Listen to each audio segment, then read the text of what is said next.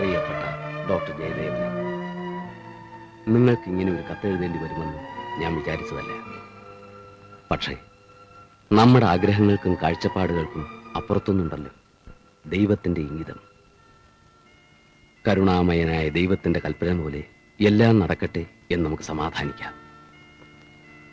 ഈ കത്തുമായി വരുന്ന ചെറുപ്പക്കാരൻ രാജു എനിക്ക് വേണ്ടപ്പെട്ട ഒരാളാണ്.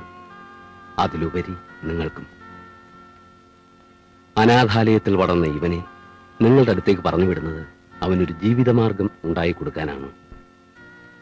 നിങ്ങളുടെ ഏതെങ്കിലും ഒരു സ്ഥാപനത്തിൽ ഒരു ജോലി, നിങ്ങളുടെ കുടുംബത്തിലെ ഒരു അംഗത്തെ പോലെ നിങ്ങൾക്ക് ഇവനെ സ്നേഹിക്കാം, വിശ്വസിക്കാം.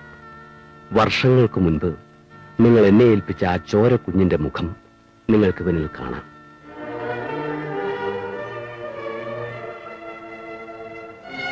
മൂടിവയ്ക്കപ്പെട്ട സത്യം എത്ര വർഷങ്ങൾ കഴിഞ്ഞാലും 1000 നാവുകളോടെ ഉയർത്തെഴുന്നേൽക്കും. ഭയപ്പെടണ്ട, നിങ്ങൾക്ക് തന്ന വാക്ക് ഞാൻ തെറ്റിച്ചിട്ടില്ല. ഞാൻ അവനോട് ഒന്നും പറഞ്ഞിട്ടില്ല. എല്ലാം വേണ്ടതുപോലെ ചെയ്യുമല്ലോ. സ്നേഹപൂർവ്വം, ഫാദർ ഫെർണാണ്ടസ്.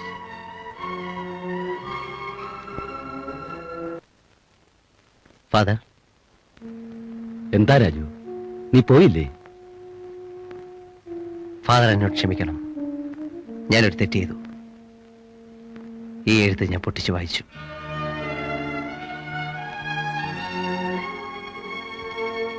മൂടി വെക്കപ്പെട്ട സത്യം എത്ര വർഷം കഴിഞ്ഞാലും 1000 നാവുകളോട് ഉയർത്തെഴുന്നേൽക്കുമെന്ന് ഫാദർ ഈ കത്തിൽ എഴുതിയിരുന്നില്ലേ? ആ സത്യം ഞാനല്ലേ? ഈ രാജുവിനോട് ഫാദർ കള്ളം പറയരുതായിരുന്നു. ഈ ഫോട്ടോയിൽ കാണുന്ന മനുഷ്യൻ എന്റെ അച്ഛനാണോ? പറയൂ ഫാദർ.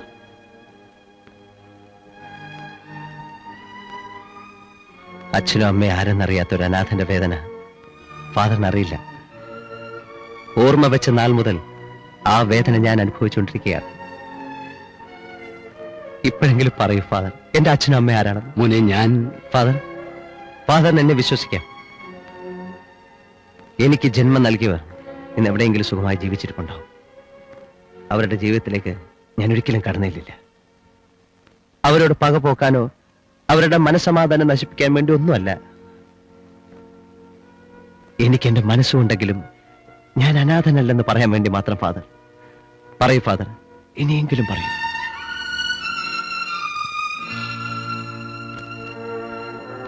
മോനെ, ഞാനൊരു വൈദികനാണ്. വൈദികന് കൈമാറിയ വിശ്വാസ വചനങ്ങൾ മറ്റൊരാൾക്ക് കൈമാറാൻ പാടില്ല.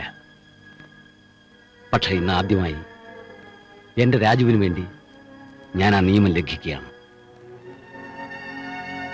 ആ ഫോട്ടോയിൽ കാണുന്നത് നിന്റെ അച്ഛനല്ല, അത് നിന്റെ അമ്മയുടെ സഹോദരനാണ്.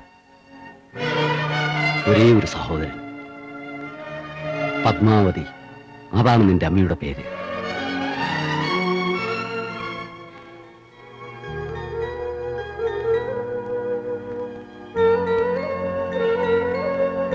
ഡോക്ടർ ജയദേവന്റെ അച്ഛനും അമ്മയും ചെറുപ്പത്തിലെ നഷ്ടപ്പെട്ടിരുന്നു. പിന്നെ പത്മാവതിക്ക് ജയദേവനായിരുന്നു അച്ഛനും അമ്മയും എല്ലാം. കോളേജിൽ പഠിച്ചിരുന്ന കാലത്ത് പത്മാവതിക്കൊരു പ്രേമബന്ധമുണ്ടായിരുന്നു. ജയദേവന്റെ കൂട്ടുകാരൻ ഒരു വേണുഗോപാലുമായിട്ട്. അയാൾ എയർ ഇന്ത്യയിലെ പൈലറ്റ് ആയിരുന്നു. അവരുടെ ബന്ധം ജയദേവനും ഇഷ്ടമായിരുന്നു. പക്ഷേ വിധി അവരോട് ക്രൂരത കാണിച്ചു.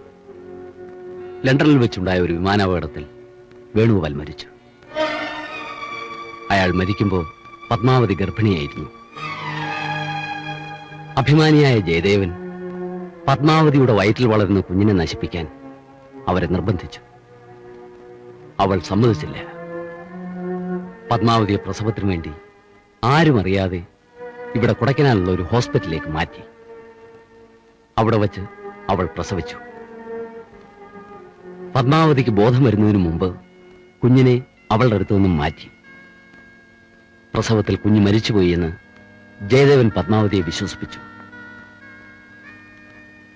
ആ കുഞ്ഞുമായി ജയദേവൻ ഈ അനാഥാലയത്തിലെത്തി.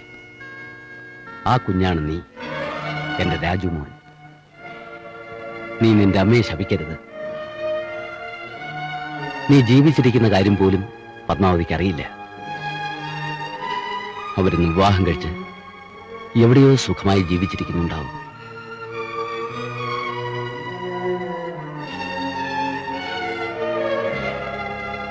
രാജു, രാജു, നീ അവരുടെ... ഫാദർ പറയാൻ പോകുന്നത് എന്താണെന്ന് എനിക്കറിയാം. ഞാൻ കാരണം ആരുടെയും മനസ്സമാധാനവും അഭിമാനവും നഷ്ടപ്പെടില്ല. ഫാദറിന് എന്നെ വിശ്വസിക്കാം.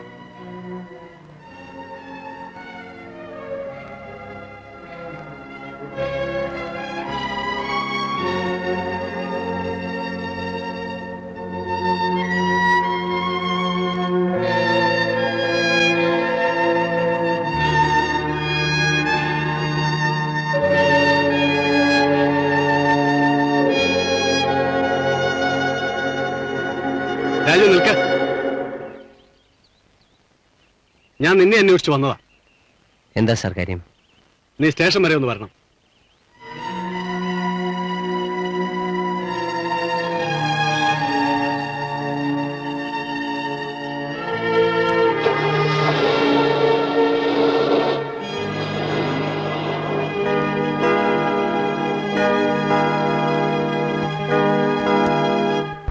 ഈ പറയുന്ന മുഴുവൻ കള്ളമാണ്.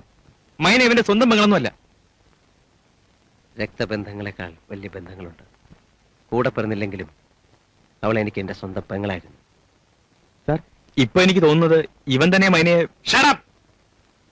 നിന്റെ സംശയങ്ങൾ തീർക്കാനുള്ള സ്ഥലമാണോടാ ഇത്? ഞാൻ ചോദിക്കുന്നതിന് മാത്രം മറുപടി പറഞ്ഞാൽ മതി.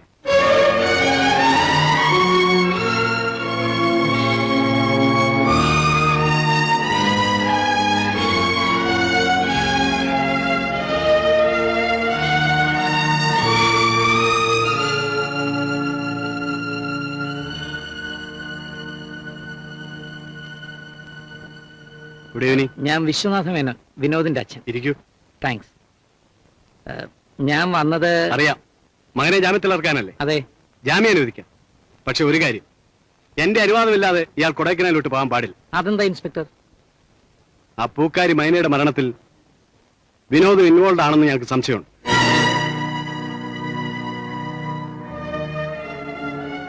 ഇൻവെസ്റ്റിഗേഷൻ കഴിയുന്നവരെ ഇയാൾ ഇവിടെ തന്നെ ഉണ്ടാവണം. എന്റെ മോൻ അങ്ങനെയൊന്നും ചെയ്യില്ല സാർ. എല്ലാ അച്ഛനമ്മമാരുടെയും വിശ്വാസം അങ്ങനെയാണ്, മക്കൾ ചെയ്യുന്നതല്ല ശരിയാണെന്ന്.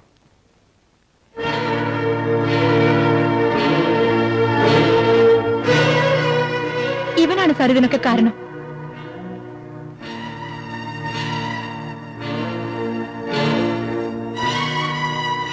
ഇങ്ങനെയൊക്കെ ഞങ്ങളുടെ കുടുംബം തകർക്കാൻ നിന്നോട് ഞങ്ങൾ എന്ത് തെറ്റ് ചെയ്തു?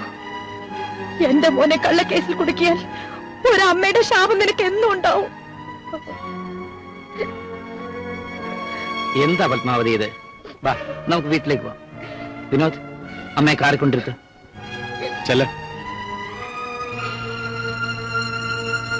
മിസ്റ്റർ മേനോൻ, ഇതിലൊന്ന് ഒപ്പിട്ടേ.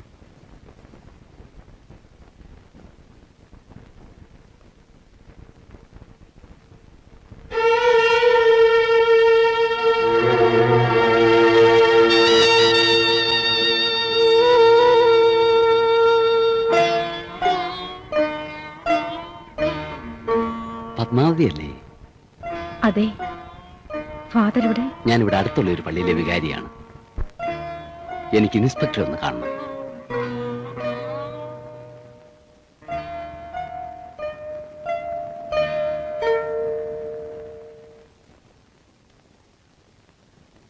വരൂ ഫാദർ, ഇരിക്കും. ഞാൻ ഇവിടുത്തെ പള്ളിയിലെ വികാരിയാണ്. അറിയാം. എന്താ ഫാദർ വിശേഷിച്ച്? ഞാൻ രാജുവിനെ ജാമ്യത്തിൽ ഇറക്കാനാണ് വന്നത്.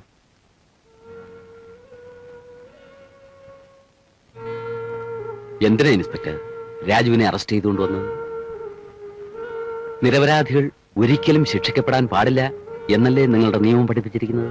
ഫാദർ എന്താ അങ്ങനെ പറഞ്ഞത്? നിരപരാധിയായ ഇവനെ ഒരിക്കൽ മോഷണക്കുറ്റം ചുമത്തി നിങ്ങൾ ഇവിടെ കൊണ്ടുവന്ന് മർദ്ദിച്ചു. ഇപ്പോ ഫാദർ, മോഷണക്കുറ്റം ചുമത്തി സ്റ്റേഷനിൽ കൊണ്ടുവരുന്ന ഒരുത്തനെ സത്യം തെളിയിക്കാൻ വേണ്ടി ഞങ്ങൾക്ക് ചിലപ്പോൾ തല്ലേണ്ടി വരും. ആ കൂട്ടത്തിൽ നിരപരാധികളും കണ്ടേക്കാം. അന്നത്തെ മോഷണ കേസിൽ ഇവൻ നിരപരാധിയാണെന്ന് അറിഞ്ഞപ്പോൾ ഞാൻ എത്രമാത്രം വേദനിച്ചു എന്ന് ഫാദറിന് അറിയാം. പക്ഷെ ഈ പ്രാവശ്യം ഫാദറിനെ തെറ്റിദ്ധരിച്ചതാണ്. രാജുവിൽ നിന്നൊരു കംപ്ലൈന്റ് എഴുതി വാങ്ങിക്കാൻ വേണ്ടി മാത്രമാണ് ഞാൻ ഇവനെ ഇങ്ങോട്ട് വിളിപ്പിച്ചത്. അല്ലാതെ കേസ് ചാർജ് ചെയ്യാനല്ല. Sorry inspector. It's all right. ചെല്ലു രാജു. വരട്ടെ. ശരി ഫാദർ.